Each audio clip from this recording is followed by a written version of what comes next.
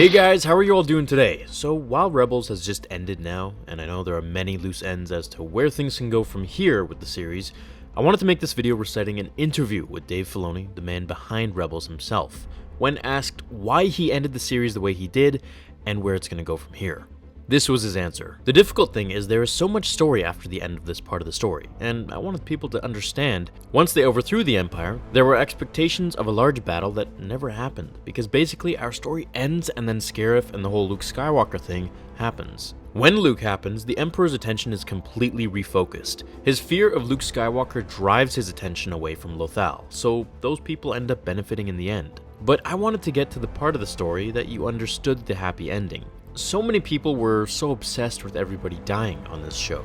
I was really bewildered by it because I've seen the original trilogy of Star Wars that people like so much, and it's not like a death count type of movie. It's a rather positive outcome, which I enjoy. I've always felt that the best stories end and other stories begin, and there's no better way than to take two of my favorite characters and have them ride off into the sunset, like I've seen in cowboy movies and Indiana Jones. And you just kind of wonder, what do they get to do? I always like that in stories. One thing ends and another begins. The story continues and that's a saga. Then when he was asked if the new animated Star Wars show will be about Ahsoka and Sabine finding Ezra, he said this. Obviously, it's intriguing, he said. It would probably make a good story, so I don't know. We'll have to see. There are so many stories to tell and I've been busy finishing this story. To think of another while I'm doing that would just not be right. I have this crazy thing. I have to know what the story is about before I tell it. To which the interviewer says, you know what it's about. They're looking for Ezra. Filoni then laughs and says, no, it's a bit more than that, so we'll see.